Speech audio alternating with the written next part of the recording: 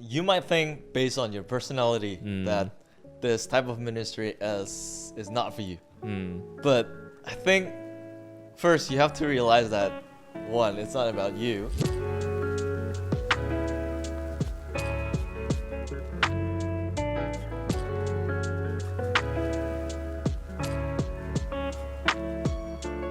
So what made you agree then, right?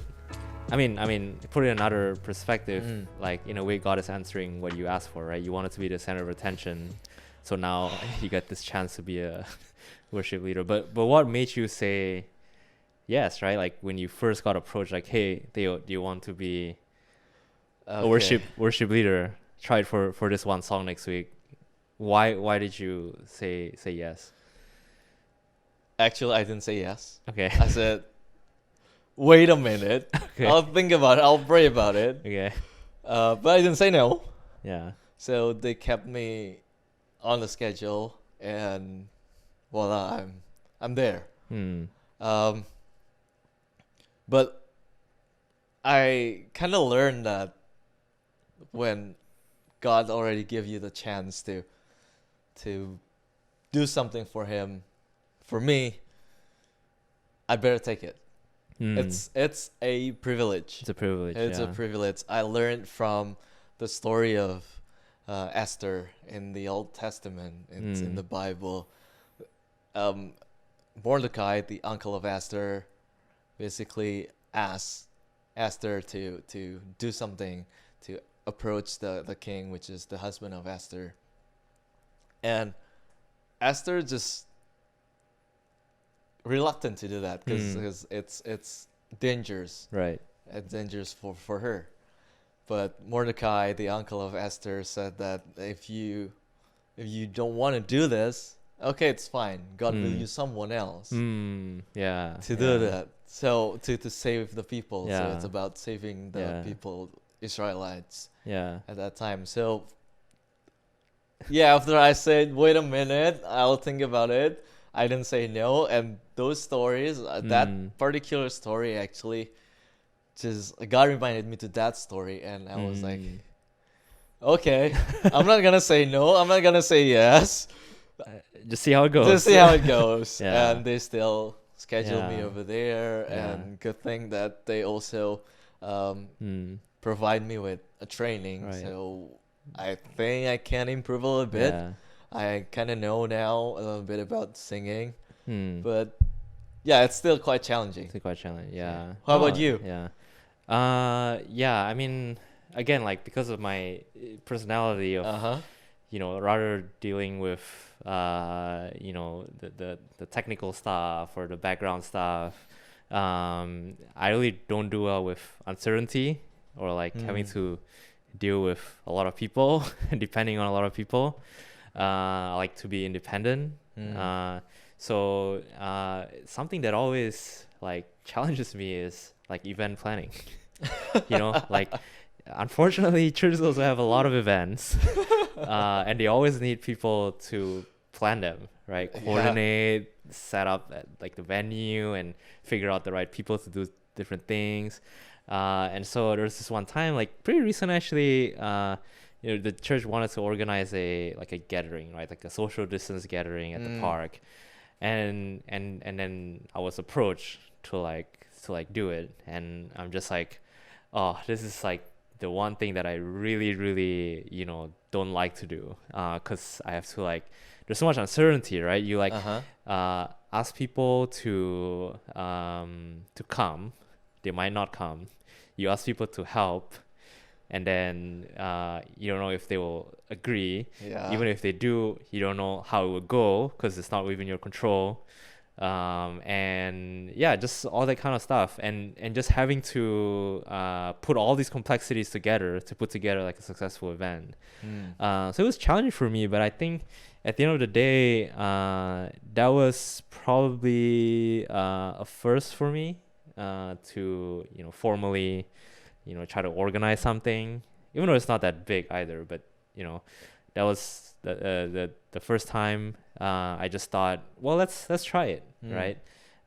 And see how it goes. Like you said, who knows? I like it. or in a way I want to convince myself that I'm not good at it, you know. And the other way I understand it is, well, at least, you know, if I struggle through this and find it difficult, like, then I can appreciate, right?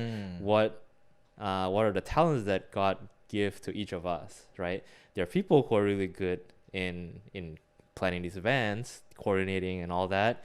And that's one way to appreciate. If it's for me to go through that and say, oh, this is a tough job, I appreciate those people who do this.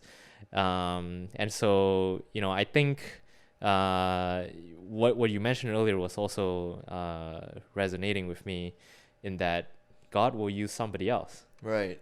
That's why it's a privilege. Yeah.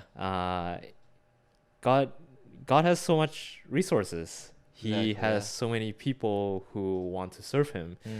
And he is the king of the universe. So whatever he wants, he will make that happen. Yeah. So if it's not like as if God is asking your help, right, to, hey, you know, can you please help me with this? Yeah.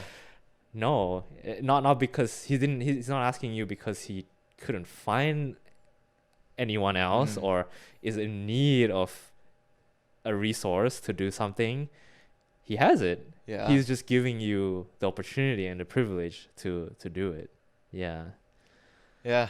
And by the way, the event was good. Okay. I enjoyed it. Good thing. Yeah. Yeah. It was actually, the other reason was that I was co-leading with this other guy, Ray, who is like our cameraman. Yes. And hey, Ray. He's I haven't worked with him, but like he looks like someone who plans events really well. So I'm like, okay, well, I'm co-leading, I'm co-planning with Ray, then I think I'm covered, right? Because he's gonna just pull me through this whole process. So yeah, that's actually a good point. That's actually a good point. Like, you might think based on your personality that this type of ministry is not for you. But I think first you have to realize that, one, it's not about you. It's a privilege. Yeah. And second, you're not gonna be doing it alone. First, there will be God over there, and also other people will help you. Yeah. Right. And at church, we like to talk about this is one body of Christ with different parts, right? And if you look at, you can say that, okay, I am a hand, Yeah. right? But if you talk about like hand, there's like the strong one, the strong hands. There's another type, like the gentle one, like the smooth skin one, right? Those exist. Those are hands, but different function probably. So for me, before you actually say that, hey, wait a minute, my personality is not fit with this type of ministry, I think it's good that you should like try it first, or take it, or well, at least first pray about it. If it's really not your calling, or God literally said like audibly or give you, or someone talk to you, no, don't do it, then I mean, why not? I don't know. That's just what I learned so far. I'll say try it at least once. Right. And then after you pray about it again, and you reevaluate. But I mean, definitely, I think different people have different personalities. Everyone is serving a purpose at church through their ministries. Right. They're, again, like you said, like rough hands, gentle hands. Like some hands are meant to do technical stuff, connecting wires and cables. Some hands used to carry furnitures around. Some hands to cook, right? To provide food, to care for other people. Makeup. Someone does makeup for people. So like that's really one body of Christ as a church, doing God's work. Everyone is striving for the same purpose. So that's how everyone complement each other. That's what's more important. The same purpose, the same value that we carry together. I think that's the key for, I guess, the functional body, right? Otherwise, it's gonna break apart. And I think that's a really good point that we can close our episodes today. That people, the listeners. Hope that you can experience something like this, and if you have experienced something like this, you can again, as always, reach out to us, share your stories. We would love to listen to your stories. We want to know you, and we want to learn from your experience as well, how you manage to learn from other people's personalities or your own personalities inside of a ministry. That it's always interesting. Yeah, and I think also like for people, I mean, this is something I personally experienced, is that sometimes I'm worried about being committed to a church or getting more involved because of this. Like, oh, they're gonna ask me to do a bunch of things that that's gonna take up a lot of my time, or like something that I'm not comfortable with. Right. But I hope sharing our experience today, that can help give some insight into how that looks like, and how at the end of the day it's really not about it's really for your benefit. Even if you're being challenged, through that you're gonna feel God's presence, you're gonna experience God Exactly. working in you. Exactly. Yeah. All right, listeners, I'll see you on the next one. Bye. Bye.